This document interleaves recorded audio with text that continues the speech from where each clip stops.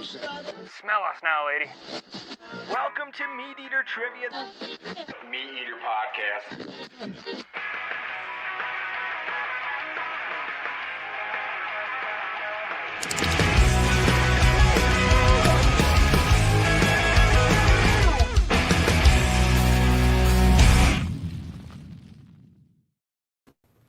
Welcome to MeatEater Radio Live. It's 11 a.m. Mountain Time. That's 1 p.m. for our friends in Lincolnton, Georgia on Thursday, April 10th. And we're live from MeatEater HQ in Bozeman. I'm your host, Spencer Neuharth, joined today by Janis Putelis and Brody Henderson. On today's show, we'll interview Stephanie Raymond from the Orca Network about one of the world's most endangered whales. After that, we'll do 1 minute fishing with our friends at Trout Unlimited, followed by the top 3 biggest fish we've ever landed. And finally, we'll talk to James Kane about the day he caught $100,000 while magnet fishing. Lincolnton, Georgia is a place I visited last year while attending the Masters. It's Masters Week right now. I had one of the most unique dining experiences of my life there. It was so southern that I couldn't believe that it was real. It was called Papa's Old South. You went into a little trailer house and you ate from their buffet of all sorts of southern fried foods.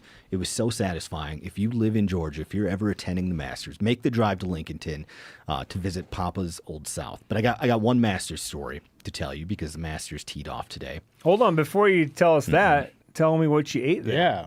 Everything. They had... Well, give us your top 3. Every protein was fried. So, like fried chicken, that was delicious. Their cornbread, that was great. And then... Catfish? Of course they had catfish. Yeah, they had mountains Did you of eat catfish. Yeah, they would shame you if you didn't take enough on your plate. It was that kind of place.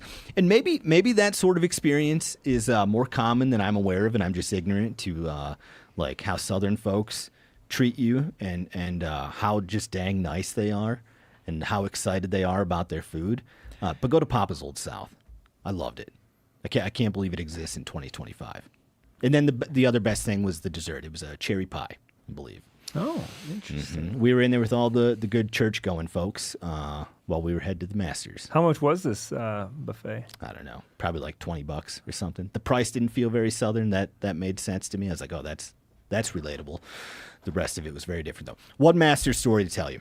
You know our friend Brian Harmon, who's been on Trivia. He's been on the regular MeatEater podcast. Yep. We were there on a practice day, which is when things are like less serious than the actual tournament.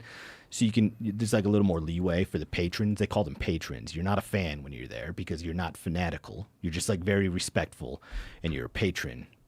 Anyway, They have all kinds of vocabulary things they have to say. It's very at the Masters. very different. It's not the rough. It's a second cut. Can't say rough. It's very different. Can't say fans. I'm glad it exists in that one place. If the entire golf world was like that, I'd be like, this is so pretentious. It's disgusting. But having it exist in that one sort of place once a year, I enjoy that. Anyway, Brian Harmon, he was on the first practice day. I was with a few buddies, and I was like, do you think he'd like look over if I made a little turkey call? There are no turkeys that live on Augusta. But he was probably 75 yards away, and there are hundreds of people around at this point. You're hearing birds all day long. So I'm like, all right, let's watch this. And so I did that, and sure enough, his head turned on a swivel over to my direction. No one else, though, in this crowd of hundreds of people acknowledged it. That was just very satisfying. That's why I'll always cheer for Brian Harmon. So there is a lot of birds. They don't pipe in the bird noises. You know what? You don't see a lot of birds. You hear a lot of birds. And a conspiracy theorist would tell you that, yeah, there are speakers around that you can't see. I would bet there are speakers piping in some of those. Other tournaments have been busted for doing exactly that. But that place, really? Yeah, that place is so manicured. Like you stand under a tree and you look up and you see that all of the branches off of the main trunk are like tied with some wire to each other because every little blade of grass, every leaf is so impeccably placed and thoughtful that nothing escapes them as far as what this place should look like, smell like, sound like. So if they were piping in bird noises, that would not surprise me, Brody. The epitome of cleaning up the woods. It's wild. That's what it is? The natural environment? Uh-huh. Well, no, I'm saying it's not. But, Yeah. you know, my my elders, the generation of my dad's parents, and so they were like my great uncles and whatever. They were big into that. Like when they had little cleaning up the woods, when they had little cabins, cottages, whatnot. Like that was the thing they did. I mean, they were just working people. They loved to work, so they would go up to their cabin. Instead of just like laying around drinking beer and getting sun, they would work and they would do things like clean out all the, not seaweed, but whatever, plant was growing in the pond. Sure. Or go into the woods and literally rake the woods clean, right? It's just like, in their mind, they're beautifying, right? And I mean, a lot of people do that now. I mean, let me look at lawns. I mean, that's sure. People love to manicure. Oh man, like humans love that look. Nature really doesn't. I worked on a golf course ground crew all through high school and college, and this time of year in the north, they're like way past this down where the Masters is going on.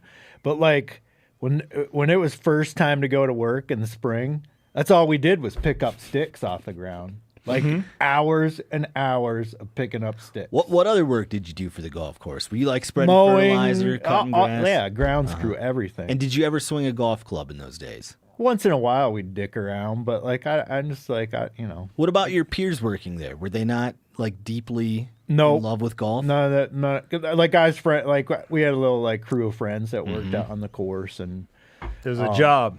It was a job, but it was a cool job because you'd start at 5 or 6 in the morning, be done. But like latest we'd work was 2. You'd have the rest of the day to do what you want. Was that place covered in deer and turkeys? Yes, that course was. We used to hunt on that golf course because we were like buddies with the brothers that owned that course. So we'd now and then hunt on that golf course. That'd be a dream permission to get is on a golf course somewhere. Yep. Not Augusta though, no turkeys there. But for Brian Harmon, he thought for 2 seconds that there was. So cheer for him this week. Do you think you'd actually like hunting a golf course? Would I? Yeah, absolutely. If you're out there and you got permission or you own a golf course, you're a manager at a golf course, and that place is covered up in deer. You let me know. I'll come hunt that thing for you. Why wouldn't you like it? That's no different than hunting a cornfield. No, it is a lot different. Okay. I don't think so. I'm kind of leaning with if you're going to compare it to a cornfield, it ain't that much different. Yeah. Them deer being deer when they're out on a golf course. Okay. I also like the idea of hunting them in a unique spot. I've never gotten to do an urban hunt. I've lived in places that have had urban hunts and I've haven't drawn the tag. That would be a unique experience that I would also embrace. If you were 40 yards off someone's back patio, boy, that'd be fun. I don't want to spend the rest of my life hunting golf courses. Yeah, I guess for an experience, I would do it. It just would seem that for me, aesthetically, it wouldn't be as pleasing as hunting in the woods. We're not disagreeing there. If you got a golf course that you can let me hunt, some golf courses have a lot of woods. That one that I worked on did. Yanni, is your lion season over with? No, I've got there's 4 days left in the season. Oh. The season ends on the 14th, which is next Monday. But does it feel like it's over with when there's 4 days left? Or is it still good hunting conditions? It's tougher hunting conditions. I don't mind them. I think it's good for the dog. I'm gonna definitely go out at least one more day this weekend, and there's probably a lot of people that have given up by now.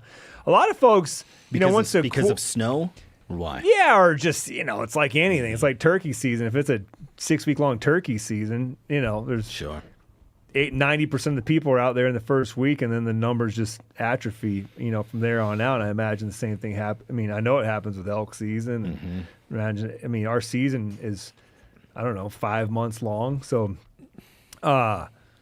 yeah, but it's, obviously the animals are still out there and you can still catch them, and you don't necessarily need to have fresh snow. Fresh snow makes it easier to find the original track. But, yeah, we had a tough hunt the other day. Where Mingus just ran a lot of trash, which I don't really like that term, but that basically means when he's running anything besides what he's supposed to be running. And give me an example. Fox. Sure, fox, coyote, deer.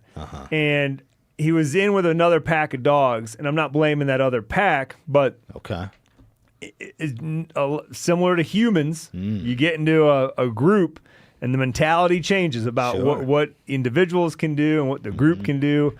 And, he gets caught up in that and does what they call a lot of booger barking, Which I was thinking about where that comes from, and I was thinking maybe it's like a term for being like, oh yeah, they're literally, instead of smelling the scent on the ground of a lion, he's literally smelling his own boogers and barking at them.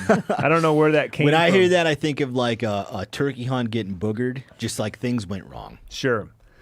So I would definitely like to go out and finish on a little bit better note, because right now when I came upstairs this morning, I saw Mingus crawling out of his bed looking at me, and I was like, you're a piece of shit, dog. Oh, wow. Ooh, hard. Okay, well, he's got 4 days to redeem himself, and then after that, Yanni, you give us a full recap of lion season here on MeatEater Radio. Okay, I'll come back and tell you. I had a successful hunt a couple weeks ago, but I imagine we burned up our time for me to tell you about that one. I have a fear that we have. That's all right. All right, let's get to our first caller. Joining us on the line now is Stephanie Raymond, the program manager from the Orca Network. Stephanie is here to educate us about one of the world's most endangered animals, the southern resident orcas. Stephanie, welcome to the show. Thanks so much for having me. I'm happy to be here. First thing, Stephanie, tell us about what makes southern resident orcas different from the other 50,000 killer whales that live in our oceans. Well, orcas are one of the most widely distributed mammals on the planet. So on the face of it, it might seem like there are plenty of them out there. But the different populations of orcas around the world have very different characteristics. And we used to call these different ecotypes, but now we're starting to regard them as separate species. And just last fall, the southern resident orcas were designated as their own specific species. Oh, interesting. Relative to, the wider population. Also, the Biggs orcas. There's two different orcas in the Salish Sea that share that ecosystem, but they do not interact in any way. And both of them have been designated their own specific species now. So Spencer and I were arguing about this earlier, and I'm a lumper, and obviously he's a splitter. How.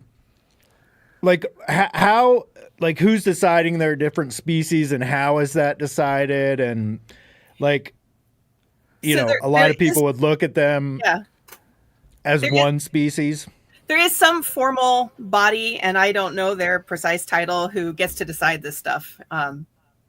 But the reason the decision was made is that, for about 20 years now, there has been research about the genetic differences between these groups, and the behavioral differences, the vocalization differences.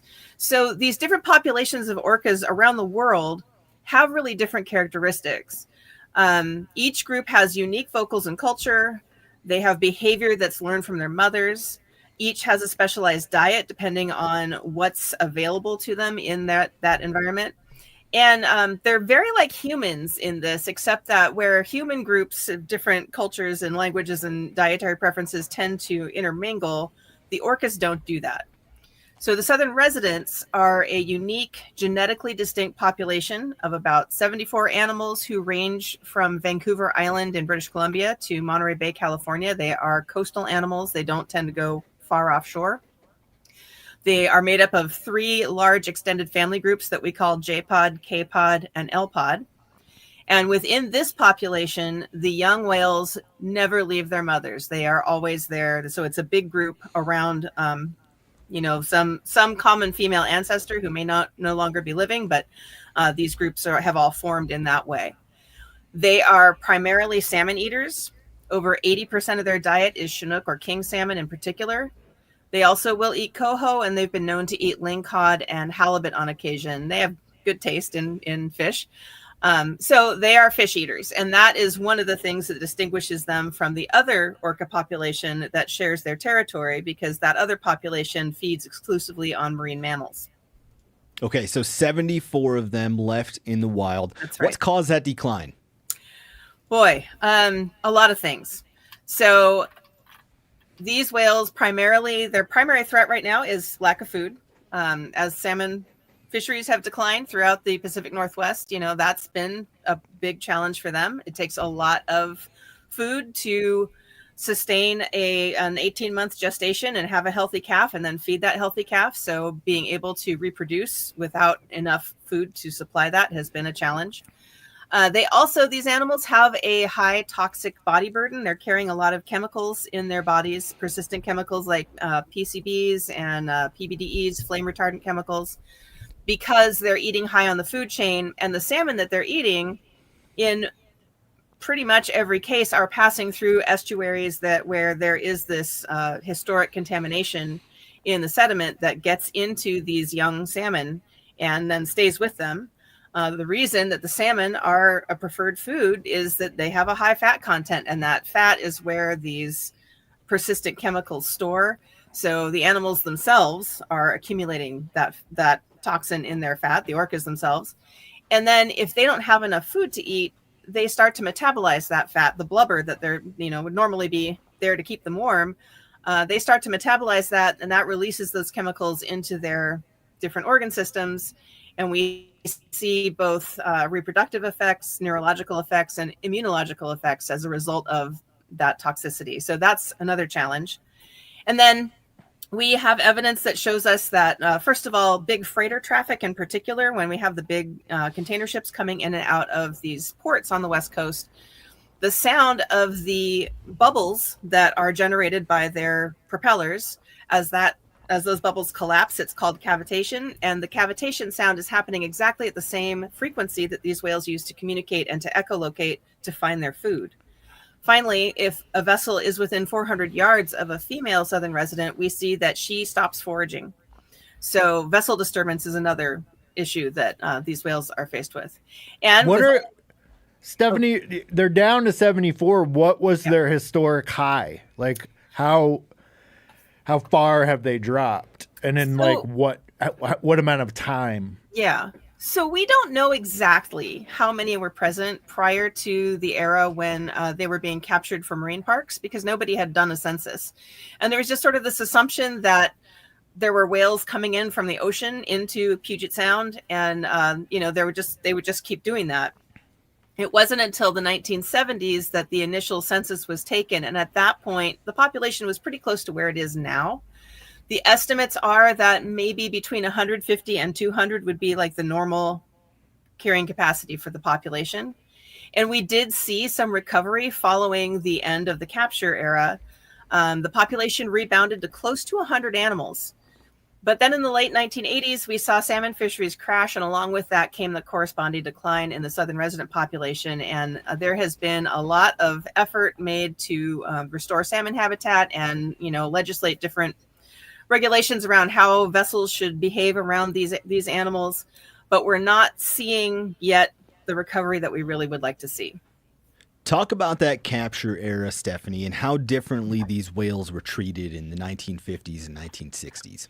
Yeah, these animals used to be feared very much. People just assumed that if you fell in the water near one, that was it. It was kind of the great white shark of its time, that they were just aggressive, vicious animals, killer whales, right? You call them killer whales, and people make assumptions. Also, fishers didn't want the competition for salmon. My own grandfather was a commercial fisher, and when I was a little kid in the 70s and was starting to get really turned on about these whales, he would tell me about how he had a permit to shoot them if they got too close to his nets. So they were not animals that were really well loved in the way that they are now. There was a whale that was nicknamed Moby Doll. He was one of the first captive orcas. He was shot multiple times because somebody wanted a model for a sculpture to put at the Vancouver Aquarium when it was first opened. And the whale survived the shooting and survived for a while in captivity. And this was when we started to realize that they weren't aggressive toward humans, despite how the humans had been treating them. And then we had Namu, who famously was caught in a fisherman's net and sold to Ted Griffith in Seattle and was on display in the Seattle waterfront for a while. Again, Ted really bonded with that whale and was able to ride on its back. And people, at that time, he would go in the water with the whale and people would be like, oh my gosh, it's an accident and what's going to happen? And then it turned out that was all part of the act, that Namu was not a vicious creature. So in captivity, the intelligence of these animals became apparent, and there were very few incidences of aggression against humans. We know since then there have been some notable exceptions, but that also aligned with the observation that there's never been a documented incidence of aggression against a human from killer whales in the wild. So people began to see them as friendly, which, that's a human value that may or may not be true. But the population census and the way the whales behaved around researchers in the wild began to point to something really special about these animals and how they seem to have a natural curiosity about us, but also an uncanny ability to know our intentions. You mentioned in the questions you sent me the Seymour Narrows in British Columbia. They were going to place a gun there to do target practice on these whales when they pass through. And they chose that location because that was a spot the whales were known to frequent. Well, after they set the gun up, the whales never went there, as though somehow they knew. And we can't explain that. But, there are many, many stories of situations like that where somehow the whales seem to understand what the humans were up to in a way that we don't understand what they're up to. So they're very, that by themselves is such a compelling thing. I think a lot of researchers and a lot of the general public are really drawn to this population in particular because we know them intimately. We know them as individuals. They all have nicknames that the public may know them by, and we know their stories. So it really has been a 180-degree shift in attitudes in, just a little bit more than 50 years. Yeah. I've seen a lot of headlines in the last 6 months about these southern resident orcas. So I want to talk to you about some of that news. First thing, tell us about the salmon hats and why people cared about that last fall. So this was a really interesting human phenomenon as much as an orca phenomenon. In the 1980s, late 1980s, there was one summer when it seemed to be the thing to do for the southern resident orcas to carry salmon around on their heads. And, if the image we have of orcas is a whale in a tank, that's a very sterile environment. They don't have a lot of things to interact with. But in the wild, these whales are very tactile, very interactive creatures. They like to manipulate things in their environment. They're curious about them. They want to play or do other things. And they do have these social trends that happen, whether it's a behavioral trend or in this case, maybe a fashion trend. So we've also seen years where, everybody's got a piece of kelp draped over their dorsal fin or some eelgrass or something like that. And what happened last fall, we had a just incredible salmon run here in the Salish Sea, just record breaking across the board. And one of our volunteers snapped a picture that had a salmon sitting on the head of an orca.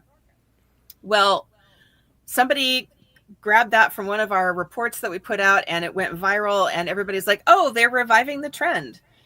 But the reality is that that was part of a series of pictures in which, the picture before and the picture after did not show a salmon on the orca's head. And so we don't know exactly how that fish wound up on that whale's head for just a second, but it did not appear to be actually carrying it. There was one other researcher who witnessed a salmon on the head of an orca for a second as well, but didn't get a picture of it. And that was it. And the reality is that when these whales come down into Puget Sound, which is what they do in the fall, because that's when the salmon are running into the sound, there are hundreds of people on the shorelines with cameras documenting their presence, getting their pictures. And if there had been a widespread revival of that salmon hat trend, we definitely would have seen a lot more evidence of that than we actually did. It was just really interesting how compelling it was to humans. Again, here's this interesting behavior. Look what they're doing. They're doing something like us. They have a fashion trend. And it just really, we were getting media requests from as far away as Germany and New Zealand for people asking about this particular situation. Okay. And Stephanie is skeptical that the salmon hats are back and fashionable. Yeah, we haven't seen it since. Now, last year, the largest dam removal project in U.S. history took place when 4 dams were destroyed on the Klamath River. Talk about what that means for these southern resident orcas. So what that means is that there's now more habitat for these Chinook salmon to spawn. And we know that the further the Chinook have to travel upriver, the bigger those fish have to be. It also really, has a big influence on the spring Chinook run. These were salmon that would enter the rivers in the spring, but they didn't spawn until fall because it took them that long to get all the way up to the upper watersheds. So when we open up this upper watershed habitat, we are really improving the salmon supply for the southern residents to eat. And that's true all up and down the coast, of course, because as I said before, they go down as far as Monterey Bay.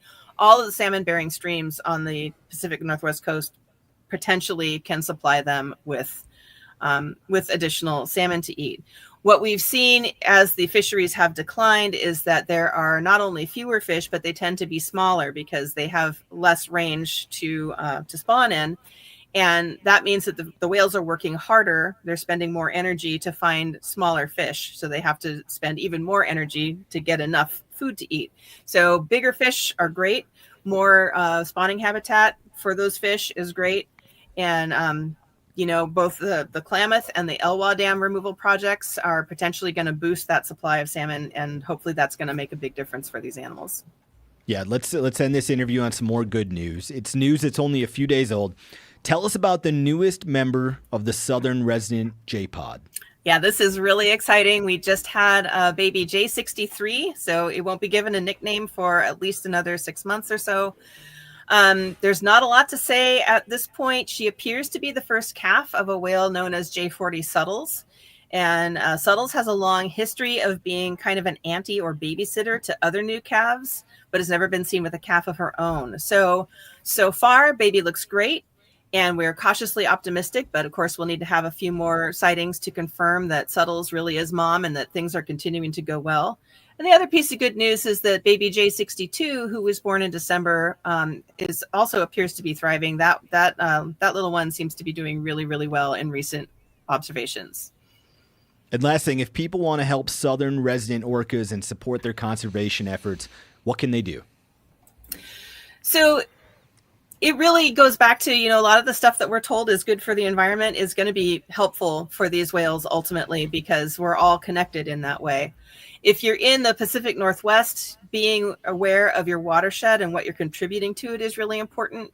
Avoiding toxic products for lawn, garden, or farm care, maintaining your vehicles so you're not leaking oil, and making sure your tires are properly inflated. It turns out the dust that erodes off of tires is actually really toxic for some types of salmon. So that's another piece that we're, as we're uncovering the different ways that we can restore salmon habitat, that's one of the things that's being looked at. Conserving electricity is huge because, again, we're here in the Northwest, we're so used to abundant, inexpensive hydropower, but we know now what a devastating effect that has on the salmon population. And wherever you live, because our power grid spreads all over the place, that's helpful. Advocating against proposed dams or removing existing dams that we don't necessarily need anymore, advocating for good conservation policies for salmon and for orcas. All of those things are things that people can do to support this population. Okay, everyone listening is going to do their part. Thanks for joining us, Stephanie, and congrats on the exciting J63 news. Thank you, and thanks so much for having me. You boys feel differently about orcas now? You all excited? I mean, they're super cool animals. Yeah. I'm glad to hear they're potentially going to be doing better. Do you see them I up was at the fish surprised shack? to hear. I was expecting to hear that there had been some precipitous decline in their population, but the fact that their numbers have remained steady for 50 years makes me think that, maybe things aren't as bad as the picture isn't as bad as people might be painting. I don't think we fully got the scope of it talking to Stephanie, but one piece of news I'd seen is that like 60 or 70% of the calves die in the first year, and I think that's the thing they're really fighting right now, is how can we make sure that when a calf is born, which is already a lot to ask for, that the thing survives to adulthood. So I think that's what they have the unfortunate fate of living in basically an urban marine environment. Totally. Which, makes things tough. I think. All right, moving on. Our next segment is 1 Minute Fishing. Do I feel lucky? Well, do you, punk? Go ahead. Make my cast. 1 Minute Fishing is where we go live to someone who's fishing and they have 1 minute to catch a fish. And if they're successful, we'll make a $500 donation to a conservation group. And for the whole month of April, our friends at Trout Unlimited are joining us for 1 Minute Fishing. This week, our angler is Dan Johnson, the Desert Terminal Lakes Basin Project Coordinator at TU. Today, he's on Hot Creek in California and fishing for a donation to Trout Unlimited. Dan, welcome to the show.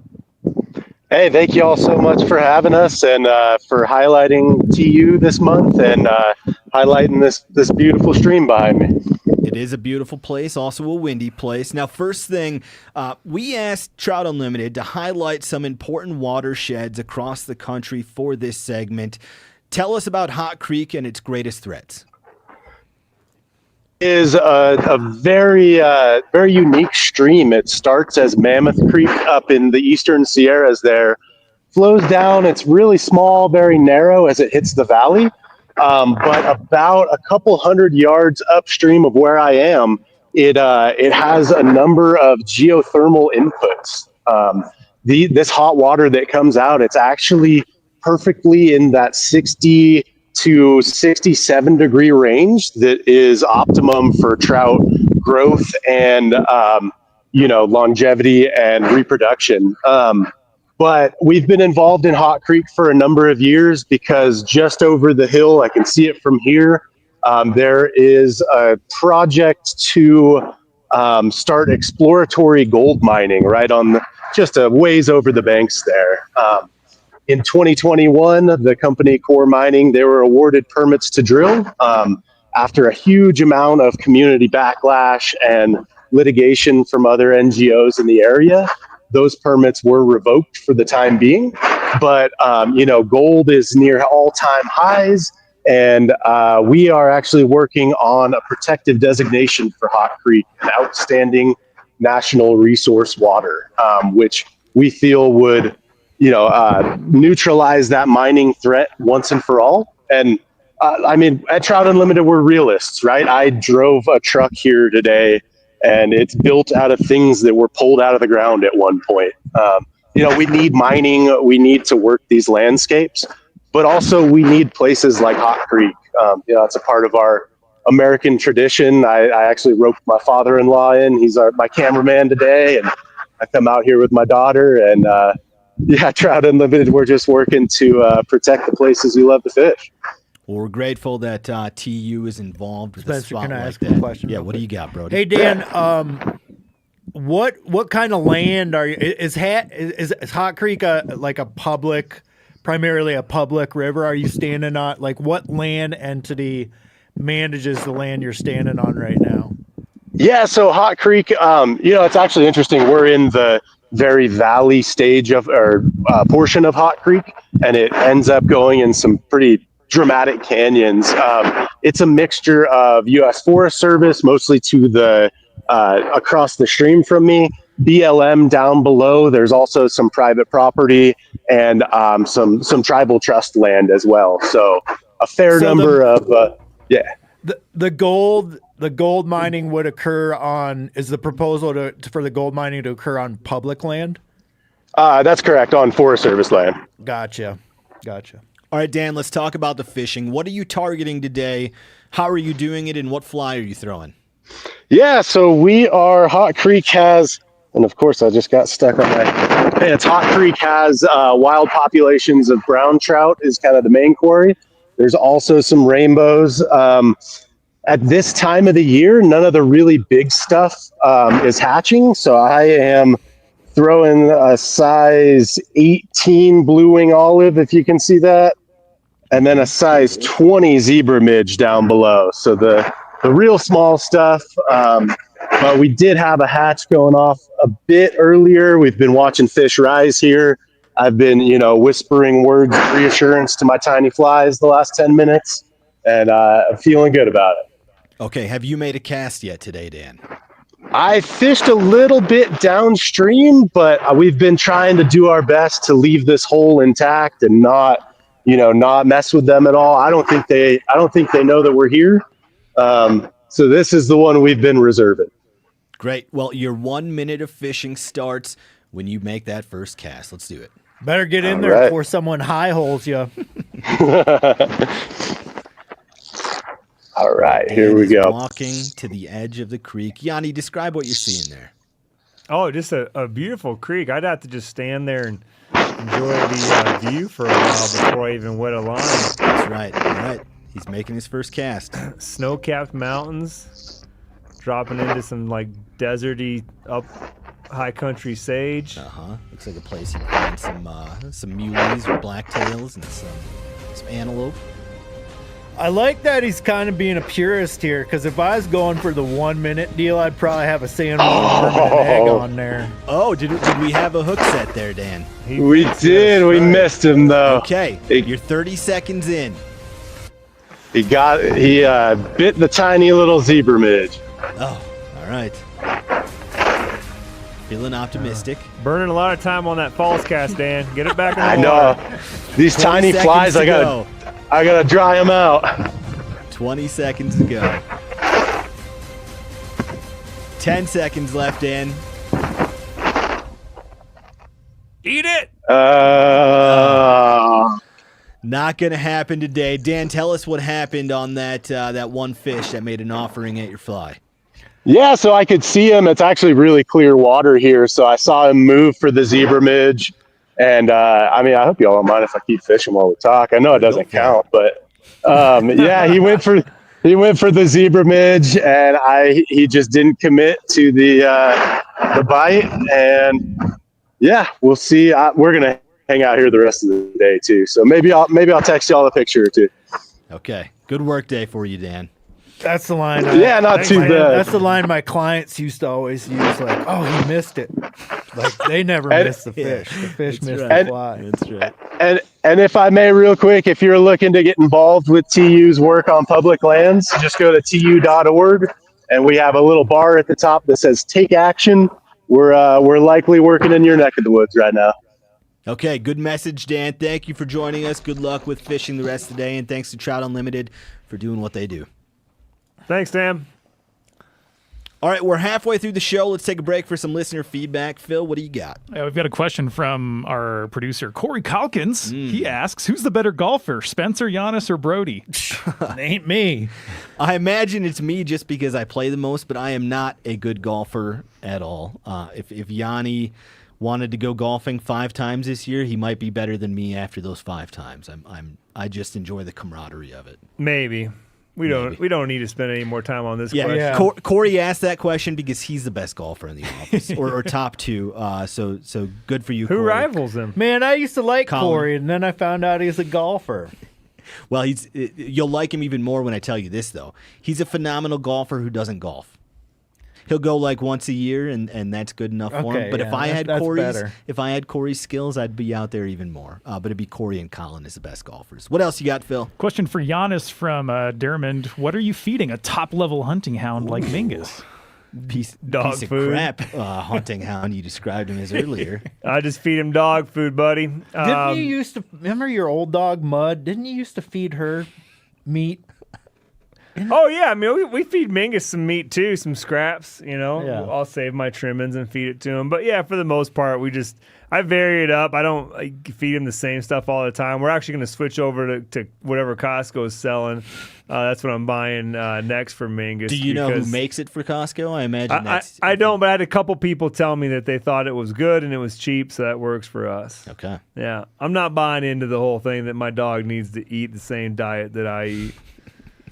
Rashad asks, and this is for Janis as well. I'm assuming you know the answer to this. When's the next MeatEater roast coming out? I loved the first one. Oh, well, I'm glad you liked the first one, Rashad.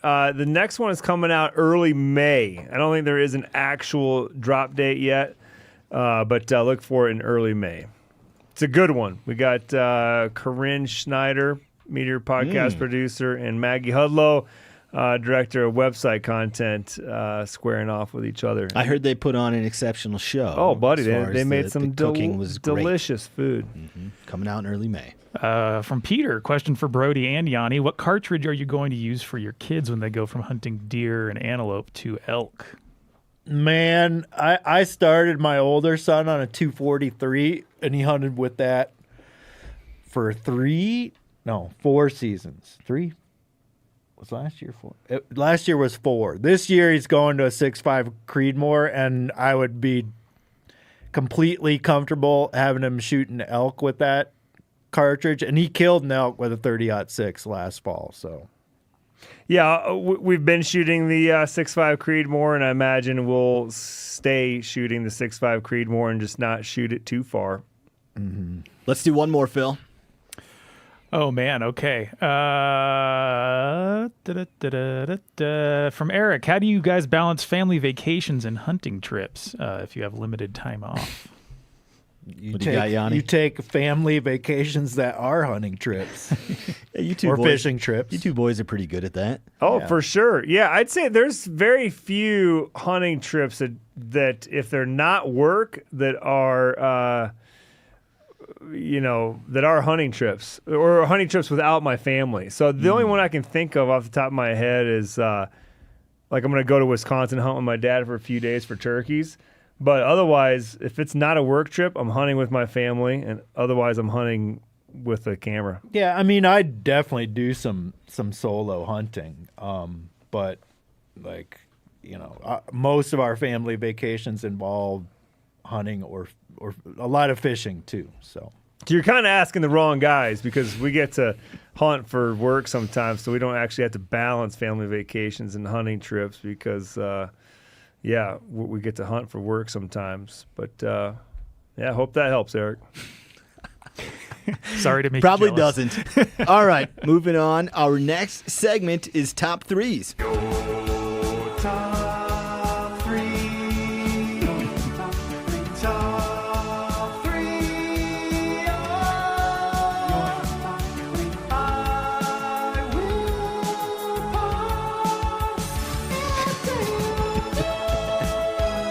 Having trouble over here. Such a beautiful voice. It is Sure. so beautiful. Phil, does the computer have to help you hit that high note, or is that all? Oh that's no, all that raw? was natural. Wonderful. All natural, Good. baby. wow. Now, this week we are ranking the 3 biggest fish we've ever caught. And to be clear, it's not literally the biggest, it's the biggest relative to other fish of that species. So, for today's show, it would be more relevant if you caught a 2.5-pound bluegill than if you caught a 30-pound tarpon. So these are the 3 biggest fish we've caught relative to other fish of that species. Brody, you go first. What's the 3rd biggest fish you've ever caught? We need the picture because I can't remember Okay. what order I put them in. Okay. Oh, Big old trout. That's a big old whopper. That's the 3rd biggest fish. Spencer wants me to say that's the 3rd biggest fish I've ever caught. Uh-huh. Then I can talk about it. That's right. Yeah, talk about it. Tell us about it. Well, it's a big-ass rainbow trout. Look how young you were. How old were you? Man, that was probably like 20-ish. Nah, well, maybe like 17 years ago, let's say. Okay, so how old? I don't know. So you're man. still like 40. mid 30s, let's say. I didn't know you were ever in your mid-30s. Yeah, man. I wasn't born 53 years old.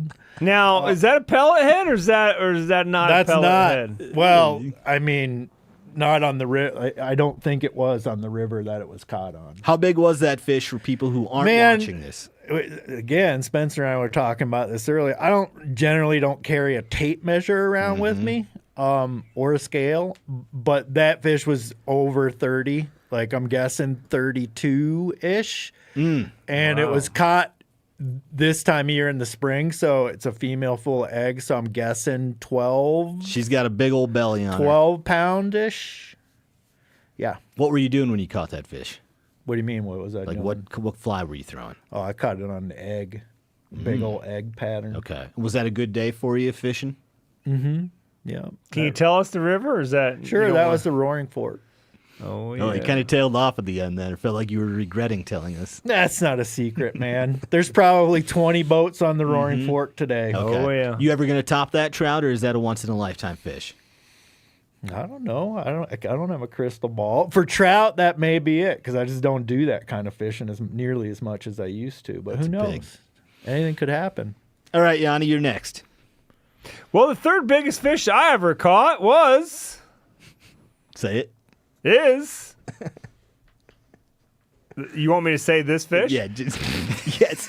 Whatever fish is on the screen that you're talking about. See, I labeled them wrong. I was going to finish with this one. No, see, I think you labeled it number 3, probably meaning that you wanted it to be shown third. But I can't believe how unfortunately, hard this segment is. All right, so the third. We told you you had problems before we started.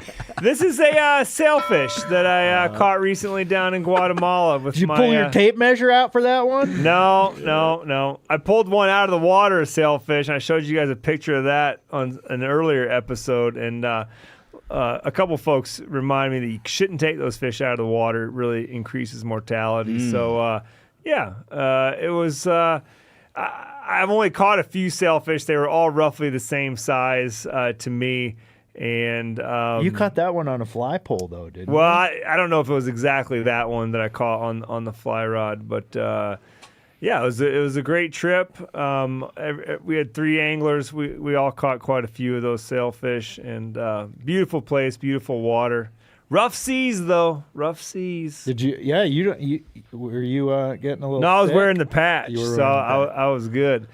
But those guys, you can see there, the guy on the left is Zan and my brother-in-law. They decided on day 3 that they were all good with the patch, and they didn't wear one on day 3, and it caught them. How'd they take that picture? GoPro on a stick. Good-looking photo. Good-looking fish. Oh, yeah, they know what they're doing. We were fishing with the Sailfish Lodge of Guatemala. I don't know. DM me on Instagram if you want to know more about them. Great outfit. All right, the third biggest fish I ever caught is this perch. Now that I got a tape measure under it, like Brody was saying. I did have a tape measure with me. I was 14.25 inches. It was 2 pounds exactly. It was in South Dakota. It was 2012. I was fishing by myself that day. I was pulling plugs for walleye. Did not expect to find that fish in that place. There's not a lot of perch in that lake where I caught that. Oh, that gets me excited, Spencer. That's my favorite fish right there. And he hit a number 5 Rapala Shad Rap. And when perch get to that size, everything just looks wrong.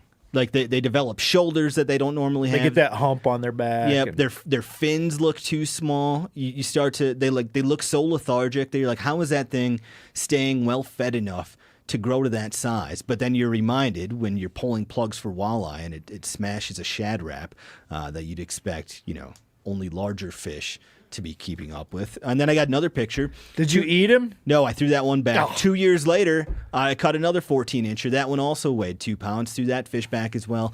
It was almost the same place, same time of year, same lake, doing the same thing, pulling plugs for walleyes, hooked into a big old perch. You can see pictures of these fish on our MeatEater YouTube channel. Don't let those things go, Spencer. That's okay. You know what? I've since I've gotten older, if I were to catch that fish today, it's probably more likely I would keep it. But then I felt like I was really doing the Lord's work, letting the 14-inch perch go. But now I realize that that thing probably had a year life left on it. There was no harm in me keeping that big old perch in the middle of the summer. Good fish sandwich right there. Mm-hmm. All right, Brody, you're up next. Okay. I don't remember. Oh. The second biggest fish I've ever caught. Now, this is a lingcod. I'm supposed to wait for that? See, no, this is a mess. This whole segment is a mess. Do whatever you like. That's a nice lingcod there. Well, lingcod can get quite a bit bigger than this. The reason I put this one in here is because at the time I caught that up around Steve's shack, that was as big of a lingcod as you could keep legally. Oh. So that's why it's there. And how big is it? The slot that year was 30 to 45 inches, so it was like 43, 44. It's hard to get an exact measurement in the bottom of one of those skiffs. You can hang them and measure them, but it was just under the slot. So that's a good one. And now, like, that slot has gotten progressively smaller every year, so you wouldn't be able to keep that thing anymore. So how much bigger are the bigger ones that you've caught than this one? There's actually a second slot in that part of Alaska, and it's 55 and over. You don't and nobody's ever seen one of those. They're got to be down there somewhere, but they can get 5 feet long, 50 pounds, but that's a pretty good one. Beautiful fish there. Yanni, you're next. Well, Spencer, the second biggest fish I've ever caught is that big old redfish. It is a big redfish. Also known as a bull drum. That was caught off the coast of North Carolina with my wife's cousin, Captain Rob Orr. Also had my brother-in-law and his son with him. It was a great eat. We went out for like the night bite, so I didn't start fishing until it pretty much got dark. And we were fishing a shoal with just some cut bait, pretty simple. And we basically made 3 casts, and we each got to catch a redfish roughly that size. And it was quite the tussle. The head on that thing. Oh, it's amazing. Yeah, the head and shoulders. And, that's what I love these days. Being a freshwater angler for so many years and then doing more saltwater in the latter part of my life, these fish they fight you. They actually pull back, which is what I enjoy so much, where, the trout, it's more of a finesse game to get them to the net.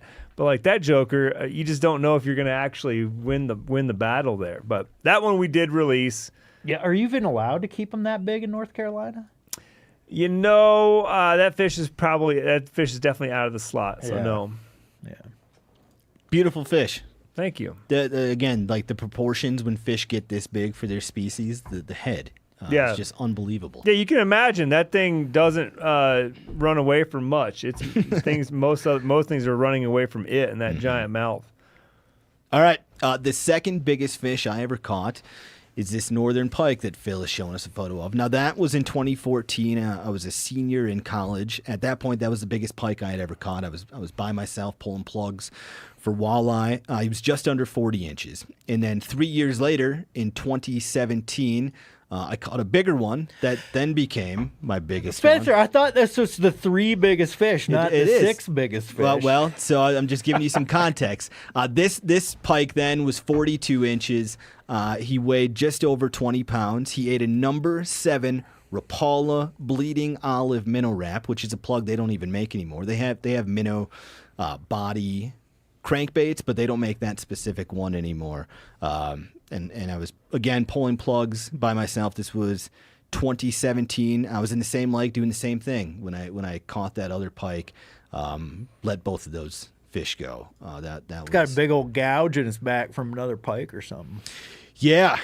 It was that was fun. We were just talking about actually getting to fight a fish, getting to fight a 20-pound pike. That doesn't even compare to it. Like the walleye that I was actually targeting that day. So that was my second biggest fish ever, 42-inch pike, just over 20 pounds. All right, we're at our biggest fish, Brody. The biggest one ever. Now, when do I wait for this noise to come in, Phil? Here's what you do. What kind of fish is that? Tell me. Well, that's the biggest fish Right. I've ever caught, and it's a kokanee salmon. So here's what you do. You say, the biggest fish I ever caught is this kokanee salmon. go. And then Phil plays the buoy. Gotcha. Yep. Okay. There we go. Great job, Phil. Now tell us about it. That's a kokanee salmon, which is a landlocked version of a sockeye salmon, or they call them red salmon in Alaska. In most places where there's kokanee fisheries, freshwater kokanee lake fisheries, mostly in the western United States, those things are like 12 inches long. People love fishing for them because they're good to eat. That thing's like a monster for a kokanee. And it's like maybe pushing 5 pounds or so. I didn't measure it, but it's like Did I'm you guessing. keep it? Yeah, I kept it. Okay. I think it was somewhere 22 to 24 inches. I don't know exactly. But that's like for the species, that's an extremely large kokanee salmon. What were you doing when you caught that fish? Perch fishing, buddy. Oh, was that the only kokanee you caught that day? Only one we caught that day. Wow. Just happened to get I never lucky. caught a kokanee. You ever caught a kokanee? No, never. Although I don't know how many times I've even been in a lake that had kokanee. It's been pretty rare in my fishing days. Yeah. That's a special fish. Yeah, it was Got like there. it was good eating too. It was very good eating. All right, Yanni, you're up. All right, the biggest fish I've ever caught, this is supposed to be my third biggest fish, but it doesn't matter. And I actually didn't even personally catch this fish. Oh, there she is, my girl, Lindsay. Yeah. Do you remember Lindsay's last name? Meyer. Meyer, yeah. Lindsay, and what was your husband's name? Giannis tried to steal one of my clients from me for a little while. Oh, successfully did or not? I don't know. They fished with me for a while. I don't remember. I left town, so Brody got him back, I guess. Oh, all right. But Lindsay and Jim, they were the classic example of... I still don't think we've said the kind of fish. Oh, it's a rainbow trout. Very similar to Brody's third biggest fish. Uh-huh. And... classic example, these two, she always was in the back and was like, oh, I'm really not that into fishing. I'm just here for the views and the good time. And Jim would be fairly serious about it. But Really? But she wasn't serious? Man, she got real serious with me after a while. You must have been a better guide. I put her on a bunch of fish like this. She got serious. But she would listen to what the guide was saying. Jim would, or not that Jim wouldn't, but she did a much better job of listening. And so she would always outfish Jim from the back of the boat. But what was interesting about this particular deal is this is on the Colorado River, and it was early season. Water was still on the high side, and we had a particularly big runoff year. And fish like that weren't normal ever on this section of the Colorado River. And all of a sudden, I think I was with another boat actually, and I want to say we floated through this pretty slow deep hole, and both boats hook up with these giant fish, and it, as a guide, you're like, oh my gosh, what is that thing coming up underneath the boat? It's a Leviathan. So you kind of do anything and everything you can to land a fish like that, get lots of pictures. And those fish hung out in that hole and in that area for quite some time. And whoever I was with, I remember being like, dude, we cannot tell anybody else because everybody's going to want to float through this section just to hit this one hole. Best we could figure is that there was a tributary near there. Best we could figure that there was probably a stocked pond upstream on that tributary. And it probably got blown out, and then these fish just swam down the tributary and got dumped into the river. So this was a short-lived experience. Catching these pigs. Oh yeah. So how big was in my experience, I don't know. Again, I didn't have a tape on me. I can't remember. I don't think it was quite 30 inches, but it's probably close. But yeah, that fish is like more than double the size of the average trout. Oh yeah, we would catch that section of river. Yeah. When you hooked into it, was there any question as to what it could be? Like, did you know this is a big old rainbow? I guess you could hook into a big mountain whitefish but it wouldn't be that big. No. But eventually you get a look at it, But when the rod's just bent over double and it's sitting down deep, you don't know what it is. And usually if you're float fishing, especially with a client that hasn't fought a lot of big trout like that, you got to follow them around in the boat for a while. Yeah, that's the cool thing. Like, as the guide and rowing a boat, you're almost doing as much fighting as the angler is because you're flipping the boat around, positioning it, and then obviously fighting the current and trying to stay in that slow water. Because nothing worse when you got a tank like that on, and then you got to row through a riffle or a small rapid. Shit can go wrong real quick. I can tell you that Giannis did a very good job of releasing that fish in good shape because our buddy Alvin Ado had a client catch it like a week later. How do you know it was the same one? In his picture. Yeah. I mean, it had to be. Okay. But there was a couple of fish, I think, that were in that hole. Yeah.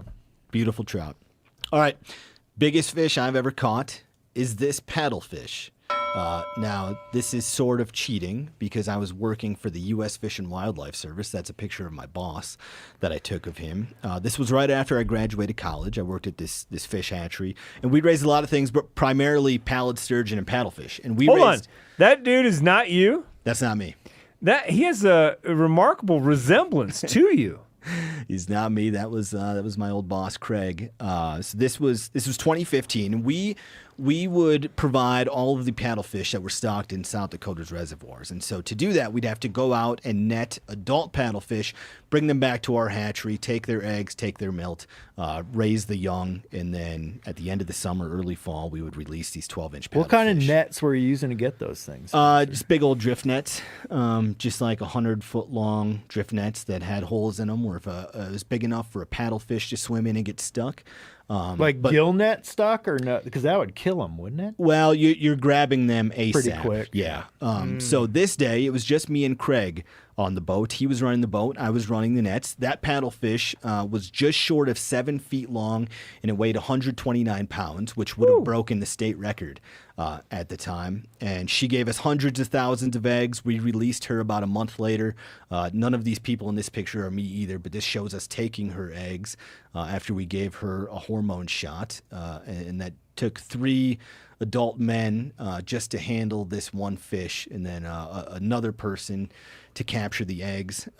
How old is that fish? So Spencer? that fish, it came from Lake Francis Case, which is a reservoir, and any adults that we were catching at that time that big were born before the dams were put in. That dam was put in 1952, so that fish was 65 plus years old when we caught it. I'll never see another fish of that size, and my boss and I were absolutely thrilled. I remember feeling like such a badass that day when we got back to the boat dock that the two of us had did that, and I remember backing the boat down the boat dock and turn on the radio, and Tom Petty's Won't Back Down was playing, and I cranked that up, and we were so thrilled. We went into Chamberlain that night, drank our faces off. Man, we were excited. That was a once in a lifetime fish. And I caught it using nets. I didn't catch it on a rod and reel, but I'll never forget that old girl. There we go. Those are the 3 biggest fish we've ever caught. We're going to figure out that segment someday. 6 months into this show, we're still working out some kinks. Yeah, let's give it 9. Okay. All right. It was still fun. Moving on. This is segment. our last segment of the day. Joining us on the line last is James Kane and Barbie Augustini. They are magnet fishermen from New York City who had a life-changing catch last year. James, welcome to the show. Going on, guys? Thank you so much for having Barbie. Is actually away at the moment with a little stomach issue, but Okay. I'll be back in a bit. I got my bro here. How you doing? What's up, bro? All right. This is my brother Derek. First thing, for those not familiar, explain what magnet fishing is. So magnet fishing is where you take a giant magnet this size, you know what I mean? You put it on a string and you throw it in the water. That's it. And you're waiting for the bite. Like you guys both bite. We call it the click. The click. Okay. Yep. Yeah, you can feel it on it. Yep. Right onto I this like big that. boy. Now, hold on. I got more questions about this part because Yep. you're going to move on. Well, go ahead. Are you dragging it? Are you moving it? Are you changing cast locations? Like how like if there's a piece of metal that's 5 feet away from that magnet, will it pull it over to it, or do you need to land it right on top of it? The ferrous connection point to these giant magnets you'd think would be that big, but actually it's more like, especially when you're on the water, I think the pull distance is maybe 5 to 6 inches at max. So you do have to change location. You have to throw like you're still high school softball. So you got to throw it as far as you can. That's the secret. No one's going to tell you the secret. Let one rip. Let's see your throw. We're getting to that at the end. No, not yet, James. Hold on. Okay, At cool. the end of the call, he's going to show us how it's done. We're going to learn more about magnet fishing first, though. What got you into magnet fishing? So believe it or not, my family and I were very bored during COVID, and we started watching videos. I always wanted to do treasure hunting as a little kid, but never had the background education, never had the financials to go on a boat and the gear and this and that. And then I saw someone putting a magnet on the water on a string on YouTube. There are other channels down south that actually do it quite often. And I said, you know what? Let us try this. My kids were like, you're not going to do it. You don't do nothing. So I actually took the challenge, and we went to our local pond, and it all goes from there. How much does the gear cost to get going in magnet fishing? So the rope is $20 for like 100 feet, 20, 30 bucks. The magnets, the level we're at now is a lot more powerful. So we have magnets that range from $200 to $300. But when you first want to start, you can go on Amazon and spend 30, 40 bucks just to see what it's like. So you don't have to, drop 300s on a freaking giant powerful magnet. You can still get stuff with the low powered magnets, but when you become obsessed, you want the good stuff. Yeah, the bigger pull force. Yeah. Right? And what kind of areas do you typically target when you're magnet fishing? So when we first started, we were just going to any bodies of water. Now I tend to look for. So we're in the middle of New York City. So any body of water that there's a lot of foot traffic and houses and roads nearby, that's when people are tossing stuff right out the cars and that's the best spot to go. Crowded, Okay. sometimes dangerous neighborhoods is the best spot, dude.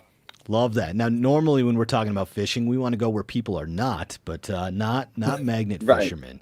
Yeah. Yeah, So do the you use any sort of mapping apps like Onyx to maybe scout Google areas?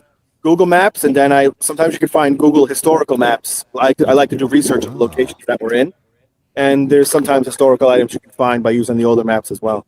That's good. Now, what are some of the mainly most Google Maps. common? What are the most common things that you hook while magnet fishing? Bottle caps, rebar, and nails. Nails. Tons of rebar. I don't know. I guess when they're constructing or whatever they're doing, the guys are done. The people are done, and they just toss it in the water. Yeah. And do you ever get skunked, or you're always catching something? We have gotten skunked a couple of times. Yeah, definitely. But I think you always In catch it. high salty areas, like on we have our bay areas, which mix into the East River over here in New York City. Something about the tides, which I don't fish. Maybe you guys can even explain that a little more. But when the tides are moving fast, the stuff is taken out into the ocean, so you don't get nothing. Like Coney Island in Brooklyn, off the piers, you're not going to get nothing unless it's really heavy. The salt eating it up, and the tides taking it out. Now, besides the safe that we'll get to in a little bit, what are some of the most unusual catches that you've had? Oh, what I can say on here, I don't know. I usually, believe it or not, I tell people when they're watching. I used to say, "Oh, you never imagine what you can get," but now I tell them, it's crazy, bro. What you can imagine is going to be in water. there. Yeah. Okay, we so found guns. How many guns have you caught? in the 2 years, we're almost on 2 years. We found about 35. My 35 goodness. guns. Yeah, Crazy. 35 guns. What are you I doing think with one of those the- when you find? What are you doing with those when you find them? Are you contacting law Well, enforcement or throwing them Yeah, back obviously in, or you have what? to. Yeah. I used to think to call 911 right away. Now we actually, I try to call precincts, and then the precincts will tell you, no, you got to call 911. And I was like, it's not too much of an emergency. We have all the guns. We have sometimes we find grenades. So we do have to call. I'm a New Yorker. My brother's a New Yorker. Yeah. It's impossible. It's nearly impossible to get any kind of firearm license. Yeah, so you don't want to get caught with one. Man. not in New York City. You can't have nothing. Yeah. So we have to you let them ever know. have you ever learned about the history of one of those guns, like what crime it was used in, or who owned it, or anything like that? In the beginning, I was, believe it or not, I was actually scared. I was nervous. Like I wasn't brought up around firearms. Don't have a military background. So I was nervous at first, like, oh, real gun. Ooh, what am I going to do? And then I find out in the future that there is, like you said, there are stories with them. And we have found some that are so fresh that were used only a week ago. And then you research and you find out, wow, this person passed away. This young person passed away. And sometimes detectives will actually call us with possible subpoenas to go to court. Yeah, it can get a little weird. Crazy. Get a little weird. I choose sort of not to follow them, but there are other magnet fishers that want to know the history and actually who's going to jail and what crime can get solved from it. But I'm sure we helped out a lot of people, a lot. So other weird things that you've caught, anything really historic, anything really old? Yeah. We got a World War II grenade confirmed by the bomb squad in Sheepshead Bay, Brooklyn. Cannonball. Yeah, we have 2 grape shot cannonballs in Central Park in New York City. Before the park was made, there was a garrison there for the War of 1812. It didn't happen too much over there, but they would practice over there. So we got those and some really, really old horseshoes on the Valley Stream. Row oars and stuff. We must have like a 300-year-old horseshoe. Oh, Lots of coins. A lot of coins. Other countries' coins are all magnetic. So in New York, in America, the only magnetic coin is the 43 penny. Still haven't got one yet. It's a goal. It's still Okay. Steel penny. Let's So talk what about? Hold on. What happens when you latch onto something that is too big to yank out? Like it's there because you got the click, but it ain't budging. What do you do? What I like to call it is you got to jerk it off. You got to take it right off the back. You got to pull really hard. Yeah, you Yank let it. go of it. Yeah. Yeah, because these things We you grab actually really tried to hard. pull the one safe out of the water. That didn't work out too well. That was a big safe. That actually Yeah. A lot of safes in New York City as well. Crazy. All right, let's talk about what happened last year on May 31st. Tell us where you were at and what you caught. So we were actually in a park called Flushing, Queens, or Corona Park, and we were throwing over there. This is like my second time over there, and we have found safes just like this one you're watching. clicked onto it, and I was like, oh, it's just going to be another safe. And I stick my fingers in the hole, and I feel something mushy, which really sounds weird, but it was stacks of bills. And in my mind, I'm scared right away. At this point, like when I feel the money, I'm nervous because there's no way we're going to keep it. You know what I mean? Mm-hmm. And I was like, babe, I just want to get something to eat. We're going to go for pizza. We're going to grab something, something good. But the money is so bad. The money is so mush and slush. Yeah. And I'm just going crazy right now in my mind. You can see this video of James catching this safe and going through it on our YouTube channel right now. So after you reel in the safe, the police had to get involved. What was that process like? Believe it or not, to this day, we get ranked on like why we actually contacted the NYPD. And supposedly in New York City, that anything over $100, you're supposed to call in. And we're trying to, get our channel out there. I'm trying to do whatever I can. Maybe someone lost it, and if they can get their money back, I would, dude. Here's your money. Let me get like $100. But the police were in shock as well. They didn't believe any of it. They didn't believe it. And then a whole squad comes down, if you watch towards the end of our video, and they actually gave us the money. And FBI got involved in the same thing as well and did their investigation. It took a few hours, and we walked off with all the money in a Ziploc bag. Amazing. So it's determined. Go ahead, Yanni. I was just going to say, I'm surprised it was only a couple hours. And then you literally walked away that day with that muddy. Yeah. I was in shock. I was in shock as well. We had to go to Washington, D.C. Yeah, so we got to keep the money. And for those who aren't watching on YouTube, those stacks of bills were covered in a black sludge from being underwater so long. So how do you go about turning those filthy bills into usable currency? So the process is done in Bureau of Engraving and Printing in Washington, D.C. We did some research. They found out what happened. We went right on the bus in Times Square, took a mega bus right to D.C., and went to the Engraving and Printing, handed them the money. They explained to us the process. We didn't get to see too much of the lab and how they do that, but it's all going to be put back together piece by piece. Even the money we didn't bring, because there was more in the safe that was just tiny obliterated pieces. They said we should have brought it because they can put it all. They wanted to scoop out. They can put it all back together. It's going to take about 2.5 years. We have 0 cents at all. There's only one group of people that do it. Yeah, there's only like 7 people that do it for the entire America. Put all the money. It's ridiculous. It takes a long time. Wow. You have and how much money was it? They estimated between 50 to 80,000 only. Okay. Only. Yeah. Now, during this process with the police and the Bureau of Engraving and Printing, have you learned anything about the origins of the safe, like how old it is, or is that still a mystery? I can only go on by the bills that were in there. We had some as far back as 2007 and 2009. They had the magnetic strip in, so I think the oldest bill is like 2009, honestly. Oh, it's not old, not that old. It looked like it's been there for the barnacles weren't that crazy. Yeah. Okay, so you're still like 2 years away from getting this cash back, though. Give or take. They said it could take up to 2.5 years, so it could be any day now. You know? Right. Oh, here's Barbie now. Jump in. James is standing at the pond where he caught the safe, and he's got Barbie on here now. Hi. Oh, what's up, Barbie? Hello. So James is standing at the pond. He's got his magnet. Can you show us how it's done? See if there's any treasure left in that bit of water. I mean, they got the. We're gonna take. I'm gonna take a big toss with the 9-pound magnet here. So I like to throw like I'm still in high school playing baseball, softball. So you just some people can swing however they want. I like to swing like we're playing baseball. So you just Okay. Have you gotten better at this, James, over the years? Oh, dude, challenge me. That's what I'm saying. Yeah. Oh, no one throws as far as I can, and I'm actually known for that. I actually won a belt. I actually won a leather championship belt for the longest toss in so far in Tennessee. Okay, what a treat! We're gonna see the world champion magnet thrower give it a toss. I should have brought the belt. Here we go. Do your thing. If I can throw that far because I don't have that much rope. Toss it, bro. Come on, you have to do better. Yeah, my rope's not too long. Yanni could throw farther than that. Oh, I can. I don't have my rope. Okay. So what do you think you might grab in there? Maybe some nails, like you talked about. Dude, we're in the middle of New York City, so it's probably going to be a weapon.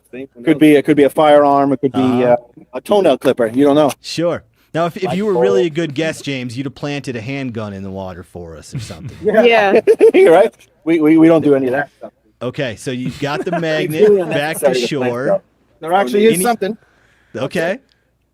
See what we got. Don't know what it is. Oh, Why is the is it a car part? It is. Looks like it's one of the New York the City door. fire light posts. Yeah, the door for the Caps. light pole. Yeah. Yeah. Okay, Got one of so- those. Light pole right there. Got some icebreakers. Don't know why that's magnetic. We Nice. gotta, there's There something might in be it. something in there. Yeah.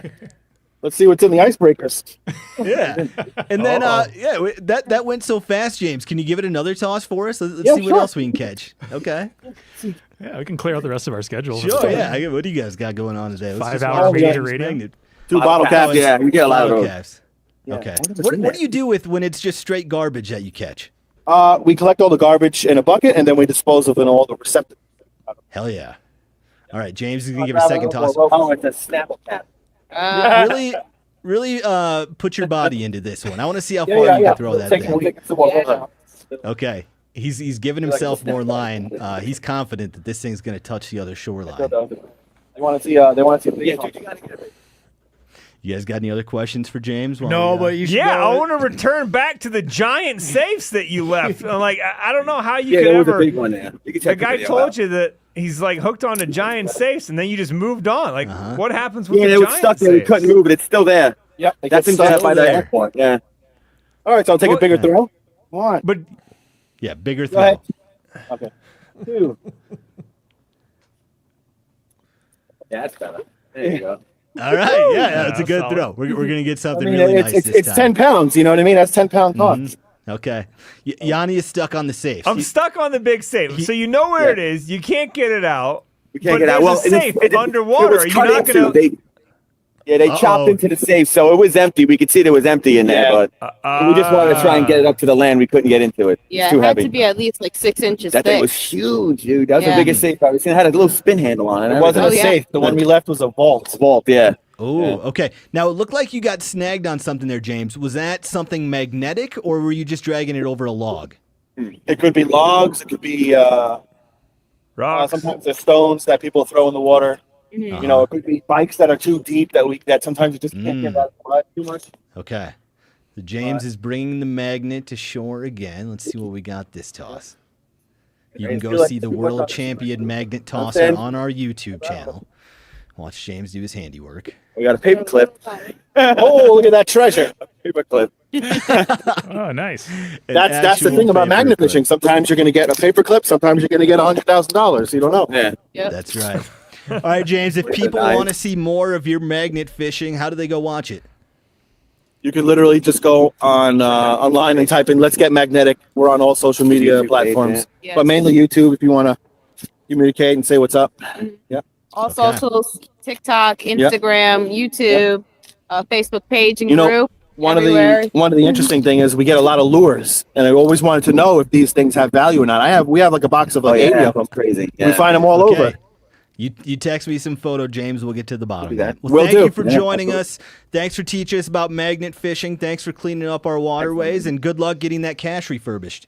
Guys, thank you so Thank much you for so having us much. on. Thank Hope you. everyone has Take fun. care, everybody. Thank you.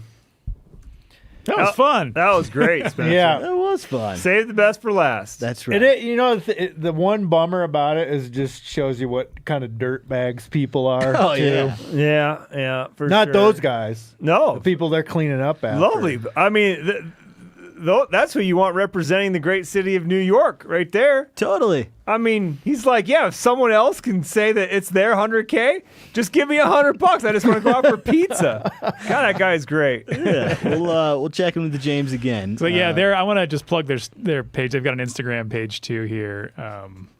It's just Let's Get Magnetic. It's all no apostrophe, all one word. He's on YouTube and Instagram. So Yeah, doing something fun, and they're cleaning up our water while they're at Yeah. it. Brody, you said your son had a magnet, but he gave up on Lost that interest endeavor. pretty quick. Yeah, he needs to live in a place like New York City to really appreciate magnet. Yeah, maybe it's a good thing that he never really That's right. found anything cool, and he went right back to regular fishing after like an hour doing the magnet fishing. All right, that brings us to the end of the show. Phil, let's get some final listener feedback. yes, sure thing. Let's see here. I'll just grab this one because it's the first one I saw. Does Phil Hunter fish? The answer is kind of, sort of. I did. What's the biggest fish you ever caught, Phil? I couldn't even tell you. I mean, a lot of people know this. I was not a hunter before I started working here, and I still probably wouldn't consider myself a hunter, but I've gone out several times. The only person who really invites me out is Cal, so thanks to Cal, and no thanks to anybody in this room. Oh, no. I've just, I've done upland, ducks, turkey, just pretty much just birds so far. That's kind of all I'm really interested in. I'm not really chomping at the bit to get out in the woods, but I wouldn't say no. Okay. That's what I'm saying. Would you take some meat if we had meat for you? Oh, yeah. Okay. Totally. We can do that. Let's see. You can plead the fifth on this one, but maybe it'll just kind of show your true colors here. Our good buddy Leland asks, if you had to join just one conservation organization, which one would it be? That's a toughie. I think we've talked about this before, but if I was just joining one and my membership always ran out, I'd join a different one the next year then. So I'd spread my memberships around. But for the rest of my life, I don't know what the answer would be. What do you boys think?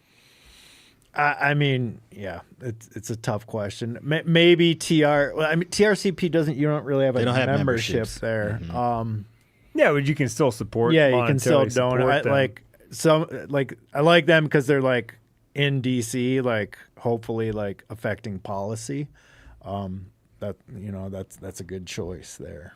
Yeah, I think any of the groups that are non-species specific that really work across the entire country and for all, outdoors people. So maybe TRCP or the Sportsman's Alliance or Howl, that are really involved across the board. Yeah, the ones that I benefit the most from, probably National Deer Association and Pheasants Forever, because in my home state of South Dakota, they do a lot of great habitat work, and that same habitat work is good for deer as well. But I'd probably go with something that's oriented towards access, like BHA, because if I didn't have places to go hunt and fish, wouldn't matter if they But had deer man, or pheasants look, out if you there. got like a critter you like the most, turkeys or mule deer or whatever, like it's not like you're not making a bad choice by supporting those groups either. So. That's right.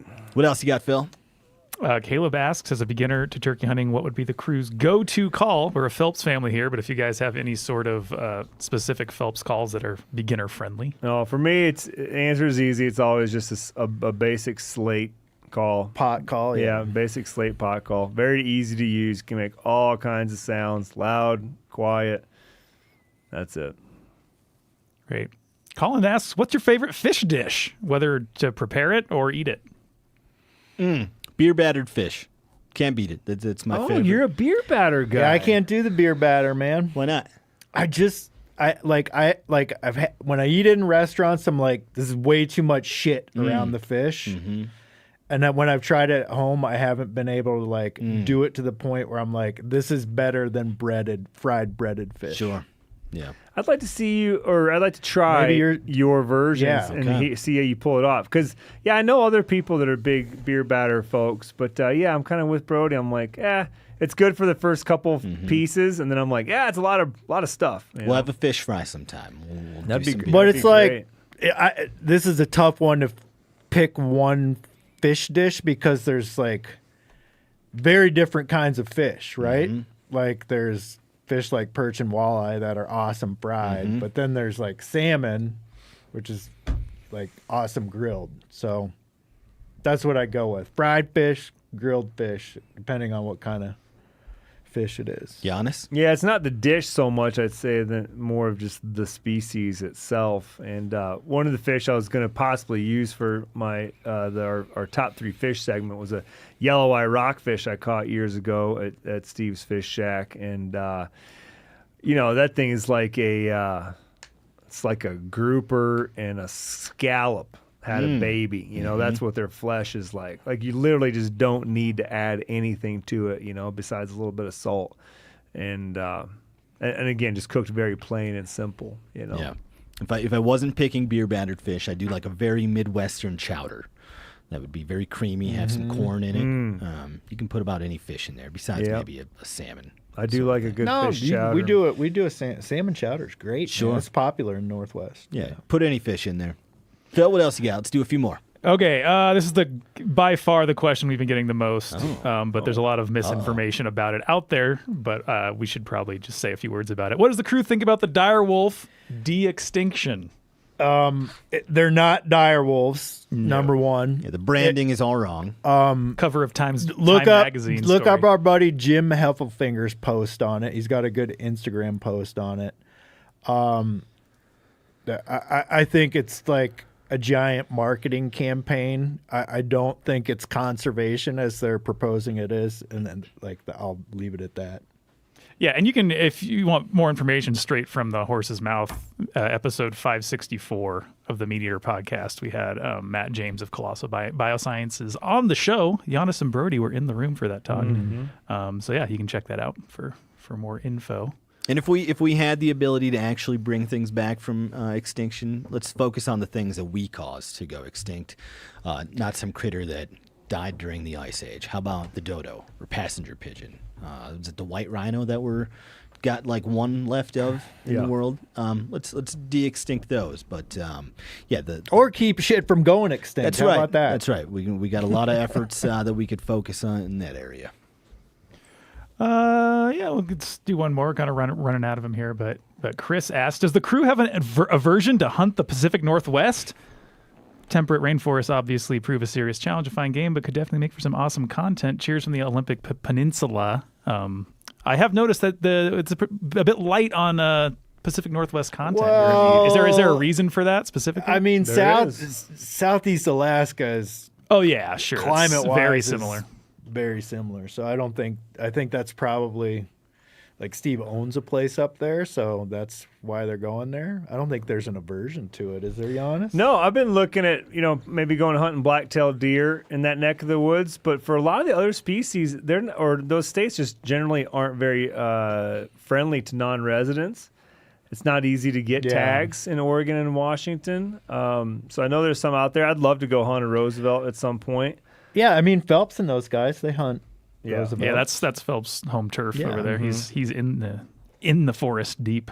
Yeah, and is it Oregon? I don't think they do preference points. Or am I thinking of a different state? No, Oregon does. Oregon I think does. that's one reason why it's real tough to get. And it's very different climate-wise, but Cal's done several things in eastern Oregon that you can see on YouTube. Yeah.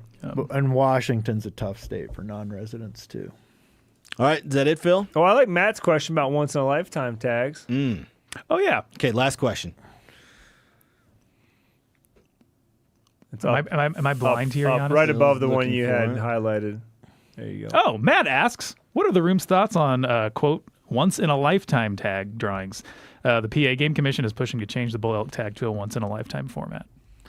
I mean, my thought is a lot of the tags that aren't once-in-a-lifetime tags, like that aren't done that way, like sheep or mountain goat or in a lot of cases moose in the lower 48, they're once-in-a-lifetime tags anyway, really, right? So I don't have a problem with, like, if I draw a bighorn sheep tag and kill a bighorn sheep in Montana, say, I'd be fine if it was once-in-a-lifetime. Yeah, I think it should be that way. Yeah. I prefer it that way because, it is such a limited resource. And if I was to get so lucky to draw two, right, and there's hundreds of the other people that are, waiting and want that experience, I don't think I should get a second opportunity. I think someone else should get there first. And I mean, we're talking specifically lower 48 here, right? Like if you drew a mountain goat tag in wherever, Colorado, and it was once in a lifetime, and you really wanted to go hunt one again, you could, go hunt them in Alaska or somewhere like that. That's right. That's right. Agree with what you boys said. All right, that brings us to the end of the show. See everyone back here next week. Thanks for watching. Thanks for listening.